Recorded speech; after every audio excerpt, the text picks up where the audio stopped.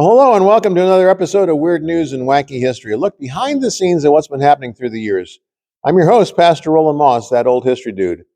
We all make mistakes, but hopefully none as catastrophic as these world-class whoopses.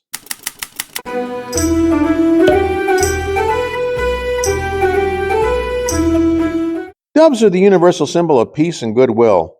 No wonder they've appeared at the Olympics beginning in 1936. However, they've vanished from the Games venue ever since 1988. Why, you ask? Well, that year the Summer Olympics were held in Seoul, South Korea. On September 17th, 8,391 athletes marched in the spirit of unified competition into the vast stadium for the opening ceremony. The official song Hand in Hand was sung as fans and competitors alike anticipated a month of vigorous sports. A flock of doves were released as a symbol of the evident goodwill in the huge stadium as the final leg of the torch relay entered the arena. 3 torchbearers made their way to the very top of the elevated torch cauldron as the doves soared overhead in a picture-perfect moment.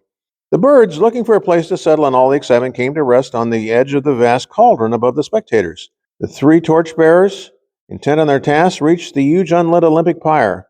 Holding their torches aloft, they touched them to the cauldron, and the resulting inferno instantaneously parboiled the doves perched on the lip before a horrified worldwide TV audience. And that's why symbolic birds have never been used since. Sometimes it just takes a slight miscalculation to completely alter your life. November 20th, 1980, the drill of a Texaco licensed oil platform boring a test hole hung up 1,230 feet under Lake Perrier in Louisiana. Suddenly, the rig tilted to one side following a series of loud pops. Alarmed, the riggers headed for shore. They were amazed to see their huge oil platform and derrick heel over and then vanish beneath the surface of the 1,300-acre lake. They then watched in horror as a 1/4 mile in diameter whirlpool swallowed another oil rig, a barge loading dock, a tugboat, 11 barges from a nearby canal, 70 acres of Jefferson Island, including a botanical garden, parts of greenhouses, a tractor, a house trailer, trucks, and a whole parking lot. 3 hours later, the lake had lost most of its 3.5 billion gallons of water over a 150-foot deep waterfall. Plus, a natural gas line had ruptured and caught fire, causing the FAA to reroute all flights to the area.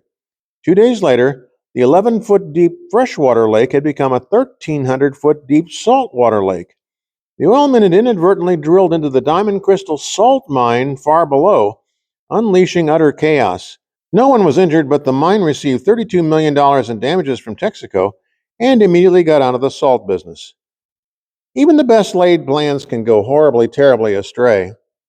Cleveland, Ohio has had much bad press through the years, so Balloon Fest '86 promised a welcome change. United Way planned a 1.5 million helium balloon release fundraising event on September 27, 1986. Even though bad weather forced an early launch, a tidal wave of brightly colored helium-filled balloons soared up past the massive 52-story terminal tower building, and then down they came again as severe storm swept off of Lake Erie. Instead of popping in the upper atmosphere, the balloons swept out over the lake, soaked, their buoyancy destroyed, the winds drove them back onto the water. The Coast Guard, searching for 2 fishermen in the water, were inundated by thousands of falling balloons, and neither man was found. A huge lawsuit was settled out of court. A Medina County racehorse, spooked by the balloon cloud, bolted and severely injured itself, sparking still another legal battle that resulted in a settlement of $100,000 for damages and lost earnings.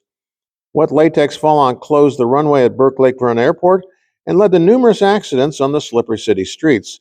The mess extended all the way across the lake to Canada. United Way actually lost a staggering $1.5 million in this fundraising fiasco. And even the most brilliant can have disastrous oops now and then. Everybody loves a good courtroom drama, especially when it showcases the brilliant legal skills of someone like Perry Mason, Atticus Finch, Vinnie Gambini, or Lieutenant Colonel Sarah Mackenzie. And Clement Vallandigham would have been right at home among these film and TV super lawyers.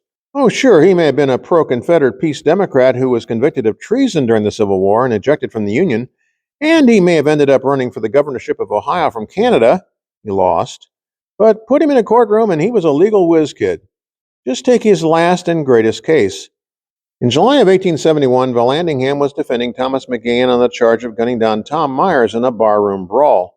But the legal eagle suggested another scenario, that Myers actually shot himself while trying to draw the pistol from his own pocket while rising from a kneeling position. To demonstrate his assertion, Vallandigham staged a recreation for his legal team. Sticking a gun in his pocket, he reenacted what he said happened and shot himself exactly as he said Myers had done.